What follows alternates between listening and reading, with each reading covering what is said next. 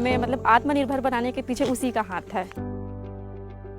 उसी के सहयोग से हम अभी इतने तरक्की कर पाए हैं। अगर उनका सहयोग ना होता तो शायद ही इतने आगे नहीं बढ़ पाते। मोर माँ जन्म दिसे पर मोर माँ से बढ़ के मोर दीदी हवे।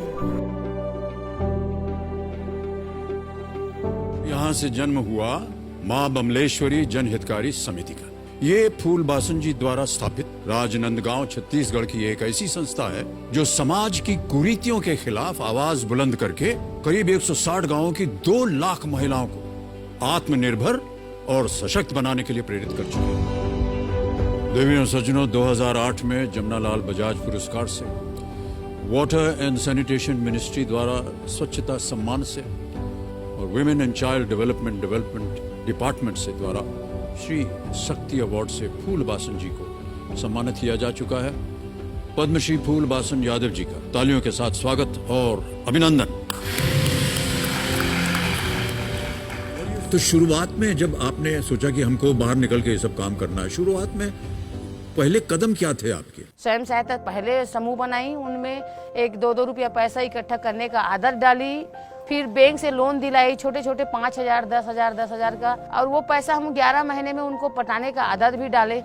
एक दिन तो हम लोग नौकर काम करते थे, दूसरे यहाँ का गैया चराते थे, लेकिन आज मैं एक मालिक बन के हम ये काम कर रहे हैं। आज हमारी महिलाएं स्वयं सक्षम तो हुई हैं और उसके साथ में हर एक गाँव के गरीबों को सही समय में सामान और राशन मिल जाता है।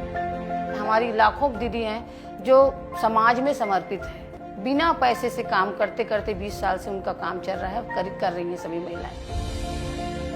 आप अकेला रहोगे ना तो कभी दिमाग नहीं आएगा। फिर? क्योंकि जैसे एक कुत्ता को मारते हैं पत्थर में, पत्थर को कुत्ता डर के भाग जाता है। हाँ। एक बिल्ली को मारेंगे, उसी पत्थर से बिल्ली भी भाग जाएगी, लेकिन मधुमक्खी के ऊपर मार के देखो तो हमला कर देगा। वो संगठन है सर, संगठन क्या बात है, क्या बात है।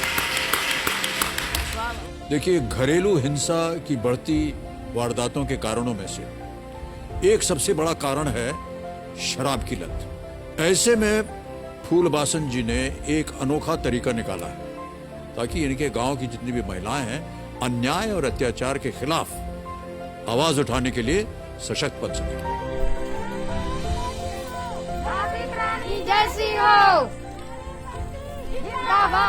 फौज की मतलब है जैसे हमारे देश को लड़ने वाला, जो हमारे सीमा में जो खड़े हैं तैनात, अपना परिवार अपना घर सब त्याग करके उन लोग लड़ते हैं हमारे देश की खातिर। हम उसी से प्रेरणा मिले कि ऐसे नहीं है हमारे पास बाहर के ही आतंकवादी, हमारे देश में हमारे गांव में भी आतंकवादी है। वो है नशा। पत्नी गर्भवती, उनको मारना पीटना करना, बेटी पढ़ नहीं पा रही है। गरीबी का जो मेन कारण भी है हमारे यहाँ नशा के कारण है, शराब के कारण है। महिला स्वयं सहायता समूह की वो महिला है जो एकदम तेज रफ्तार से बोलने वाली है, चलने वाली है और ना किसी से डरने वाली है। तो ऐसे जो महिला है, जो दबंग महिला है, उसको मैं दबंग बोलती हूँ क्योंकि वो हर चीज में अपना काम स्वयं करना चाहती है। जैसे 16 पिक्चर में आपका जो पिक्चर था सर, हाँ जी, उसमें गब्बर सिंह है ना, बच्चे को बोलता है ना कि वो ए बेटा चुपचाप सो जा, गब्बर आ रहा है। हाँ, तो बच्चे चुपचाप बिल्कुल ऐसा ही सो जा, नहीं तो महिला फौज पहुंच जाएगी। महिला फौज कैसी हो? झांसी की रानी जैसी हो। कैसे प्रेरित हुई आप ये सब काम शुरू करने के लिए? क्या वजह थी? कैसे शुरू हुआ ये काम आपके मन के अंदर? अब मेरा एक सोच था कि गरीब क्यों होता है, क्योंकि मैं गरीबी बहुत नजदीक से देखी हूँ। माँ बाप बहुत गरीब थे, अब शादी भी 10 साल में हो गया सर। जी जी। कई ऐसे दिन आया हमारे घर में कि हमारे यहाँ भी घर में बच्चे लोग के लिए खाना नहीं रहता था। मैं वो अभागिन माँ हूँ सर, जो अपने बच्चे लोग को कई दिन तक तड़पते हुए समाज में देखी हूँ। सबका माँ बाप होता है लेकिन गरीब का कोई नहीं होता।